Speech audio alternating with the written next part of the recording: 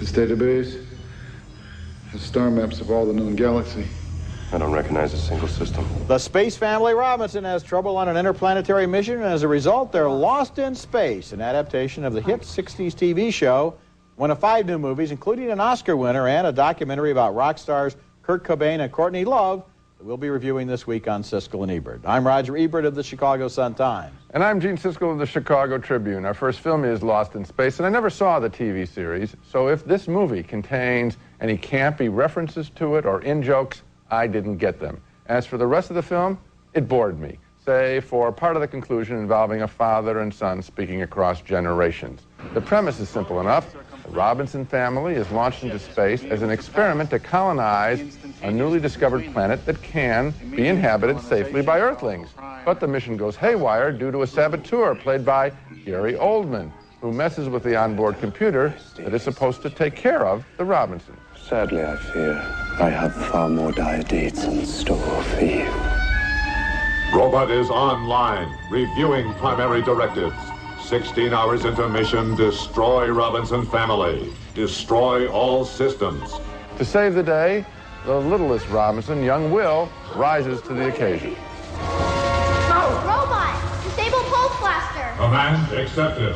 Cancel attack sequence and stand by! The family won't come to the science fair. Bring science fair to the family. Also trying to help on board is the ship's pilot, played by Matt LeBlanc from TV's Friends, who doesn't always agree with Professor Robinson, who's played by William Hurt. Really good actors reciting stiff dialogue. I'm going to do whatever I think it takes to ensure the success of this mission, with or without your help. Is that clear, Professor? Am I interrupting something? Now, if you've finished hosing down the decks with testosterone, I suggest you come with me. I may have found a way to get us off this planet. Well, Tell me about it.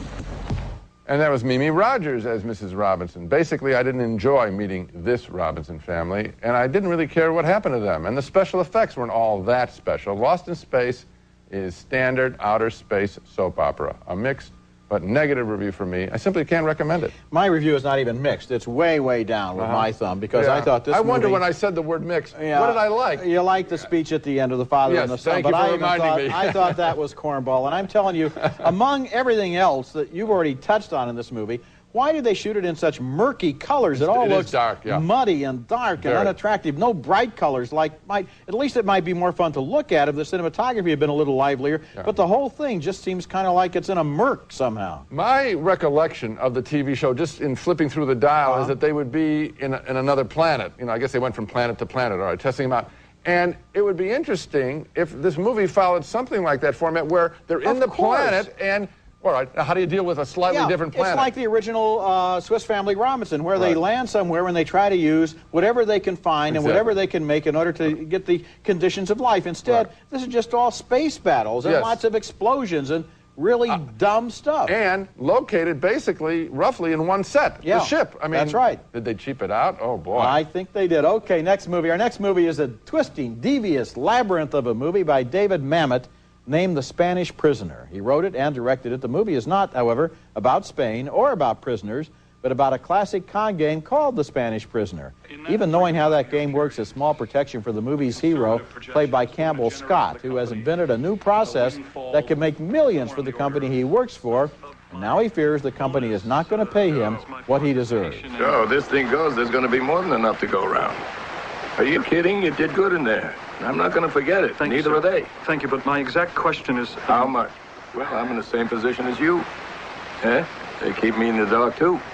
Their meeting is being held on a Caribbean island where Scott meets a wealthy New Yorker, played by Steve Martin.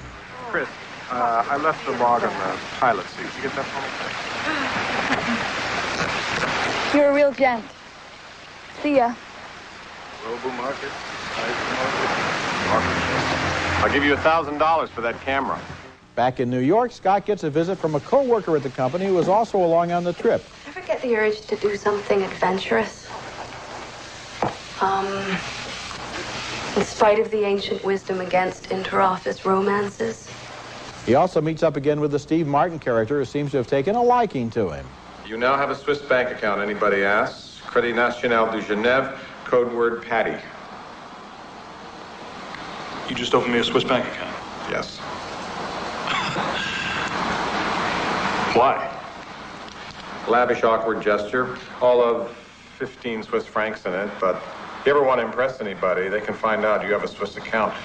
But Swiss law prohibits the bank from revealing the balance. Thus, are all men made equal? One of the delights of The Spanish Prisoner is in the dialogue. How even in a big showdown at the end, Mamet prefers wit and intrigue to simple-minded action. We talked about the action in Lost in Space, how dumb it was. I loved it when a U.S. Marshal in this movie fires a crucial shot, and when she's asked what would have happened if she had missed, she said, well, then I guess it'd be back to the range for me. I think it's a wonderful film and a candidate possibly for one of the year's best. Yeah. Mamet is smart, he writes smart, and this is so complicated. And we have seen so many pictures. It seems like all the young directors want to make these, you know, convoluted, they think film noir stories of intrigue and sex and murder and all this. But here is something that's complicated but makes sense. And you're challenged with, and you're given enough information to carry you along. And what a cast! I mean, well, he attracts great casts. Who wouldn't want to be a part of one of his films?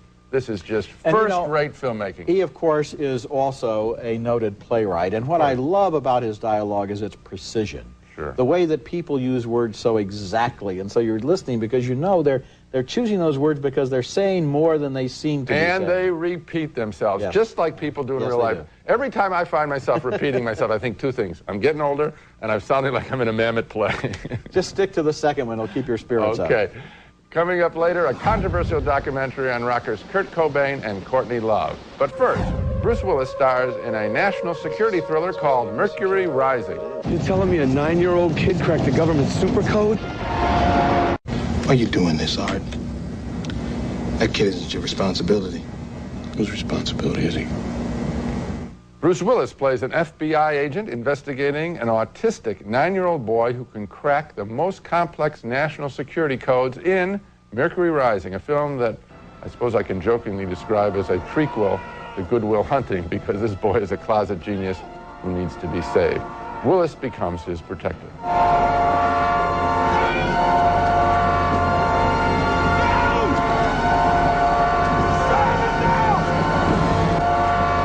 Is well played by Miko Hughes, and he stuns national security agents who place the codes in a puzzle magazine, not expecting anyone to solve it. You've won a 2-year subscription to the magazine of your choice.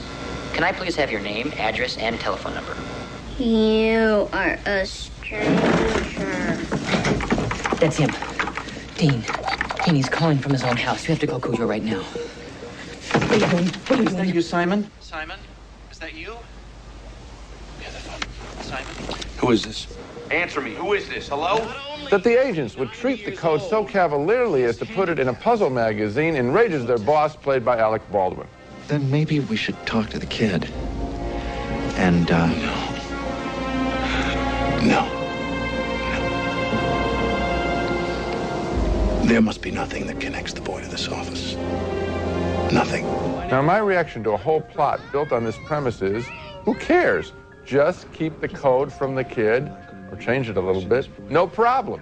Mercury Rising also tries to be like an earnest Disease of the Week TV movie about autism, but I didn't learn anything about autism from it. As a result, Mercury Rising is a hodgepodge. A little espionage, a little computer action, Bruce Willis dodging trains in the middle of an expressway in Chicago, and men with guns. Much ado about nothing. Thumbs down for me. Thumbs down for me, too. And, of course, if a 9-year-old autistic kid can crack your code, don't shoot the kid, shoot your programmers. But, you know, it's not like Good Will Hunting. And also, you can compare Good Will Hunting to Rain Man. I mean, autism is not the same as being a gene. You know, this kid basically just looked at the page and it went click, click, click, and he knew what it was, but he doesn't understand it. I understand. And the other thing I didn't like about this movie was he finds a woman, well played actually, by Kim Dickens. But of course, like any woman in a movie like this, she was in zero effect that she's a good actress. She immediately goes along with him. I mean, what woman sitting in a Starbucks in downtown Chicago wouldn't believe a guy in a sweaty T-shirt with a gun in his belt with an autistic kid under his arm and follow him for the next 2 days and do everything he asked her to do just on trust? I mean, that's human nature, isn't it? Yeah, this film does not make much sense. No. And I don't know what attracted Bruce Willis to it, actually. Well, it's a big budget thriller. It has a lot of special effects. But you know he gets a lot of big set pieces. You know he gets offered tons of pictures like that. Yeah. In other words, it has to have some value added beyond that. When we come back, the new documentary, Kurt and Courtney, and no wonder Courtney Love doesn't like this film.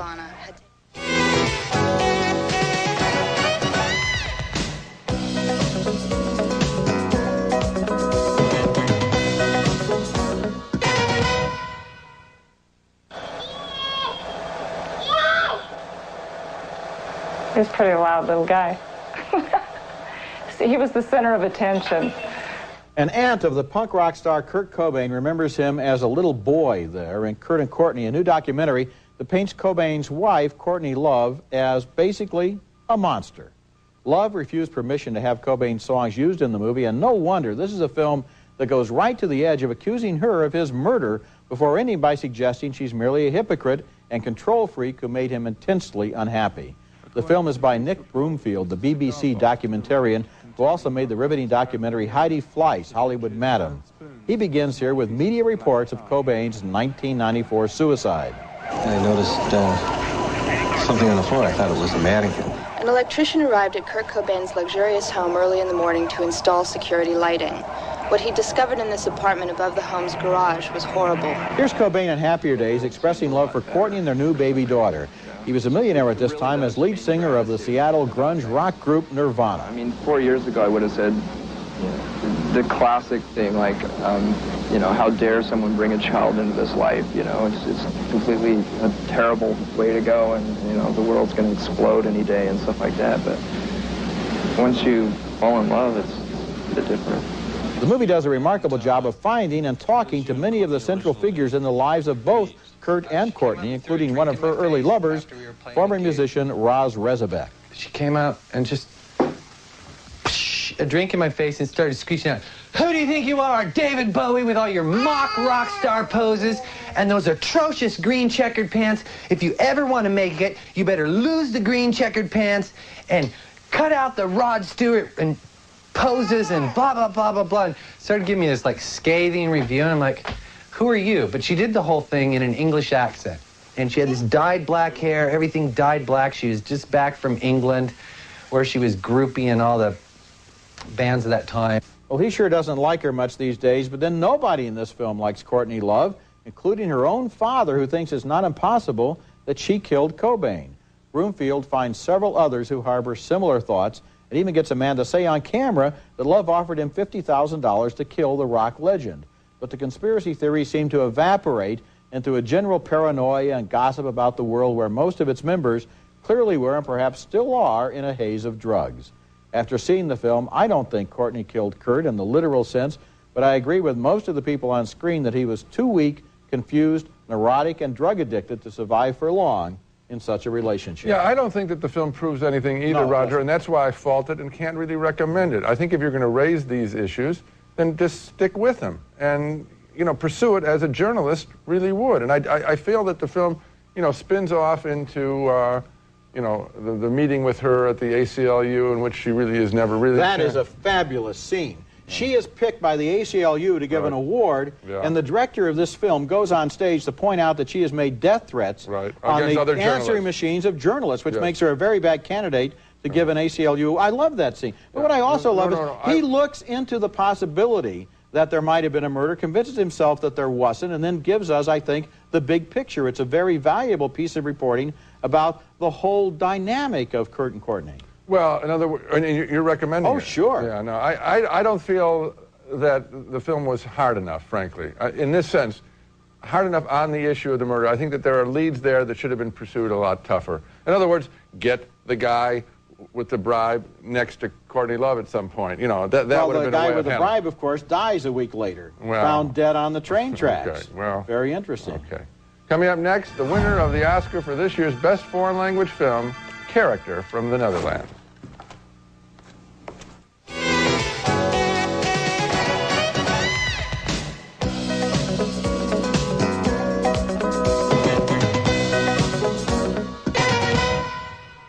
Reviewing it because it just won the Academy Award for Best Foreign Language Film. Made in the Netherlands and set there in the 1920s, Character is a heavy melodrama about a young man whose whole life as a child and then as an adult is made miserable by his father, a profoundly unhappy man who fathers the boy but tries to deny his parentage.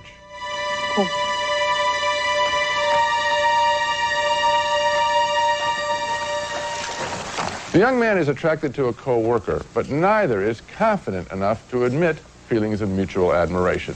Daar zit u. U mag wel even binnenlopen.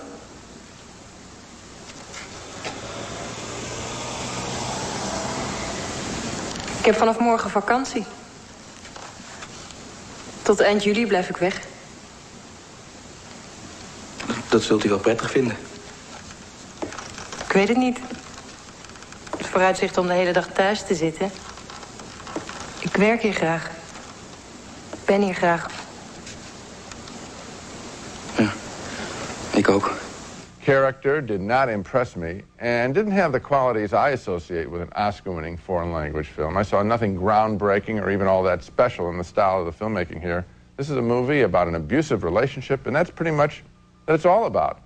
A marginal thumbs down for me. Oh, Gene, I liked it a whole lot. Oh, I thought wow. it was really like, it was Dickensian. It was like Charles Dickens in terms of this world of warehouses and accounting, and this young man who comes into this world and knows that this man is his father, but can never get respect from him and goes into the law firm. He goes all the way through life with this burden of low self-esteem and resentment that he's trying to deal with, and it's so beautifully acted and photographed. Dickens, the greatness of him was that he wrote, you know, in a story like this, he'd have 8 to 10 characters that were memorable. I don't feel there's anywhere near that. Well, I mean, you don't just take a census to get the feeling of Dickens. I mean, you No, get what I'm saying is the the depth. tone I'm of the talking the film. depth. You have the character, the father, you have the mother, you have the woman, you have the friend with the undershot jaw. That guy is really an interesting character. You have the people who work in the law firm. You have a lot of people. This whole world is evoked here. Well, I only say that maybe the father and the son were, you know, the least bit interesting. Okay, well, when we come back, my video pick of the week, a tribute by Martin Scorsese to his favorite movie. The final duel in the sun, where Jennifer Jones shoots Gregory Peck, was too intense for this voice. People sometimes ask me how they can become more familiar with the great films of the past. My video pick this week would be a good place to start.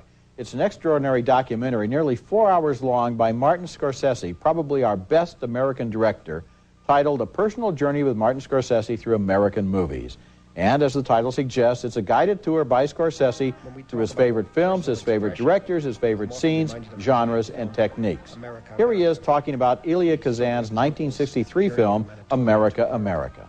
The story of so many immigrants who came to this country from a very, very foreign land. Come on now, yes, you, move it along. Let's go. And I kind of identified with it and was very moved by it. Actually, I later saw myself making this same journey, but not from Anatolia. Rather from my own neighborhood in New York, which was in a sense a very foreign land. I made that journey from that land to movie making. And notice how even the titles of Duel in the Sun thrilled him as a young moviegoer. From the opening titles alone, I was mesmerized. Bright blasts of deliriously vibrant color, the gunshots, the savage intensity of the music, the burning sun, the overt sexuality. You watch this documentary and you want to race out and see 100 films. It's called The Personal Journey with Martin Scorsese Through American Movies. It's available right now on Laserdisc, and it'll be coming out on tape in a couple of weeks. It's my video pick of the week. Now let's take another look at the movies we reviewed on this show. 2 thumbs down for the murky, meandering Lost in Space. 2 big thumbs up for David Mamet's The Spanish Prisoner with its quick wit and devious plotting. 2 thumbs down, though, for Mercury Rising, where good performances can't redeem a completely unconvincing script. A split decision on Courtney. Gene thought it should have done more investigative reporting. And a split vote on character, this year's Oscar-winning foreign film. I found the story of a lifelong struggle between a father and his son intriguing. Gene thought it was just a struggle. You got it. Remember, you can hear our reviews on the web at Siskel-Ebert.com. Next week, we'll be back with reviews of more new movies, including My Giant, starring Billy Crystal as a Hollywood talent agent who finds an unlikely star in Romania. And also, City of Angels, starring Nicolas Cage and Meg Ryan as lovers divided by heaven. That's next week, and until then, the balcony is closed.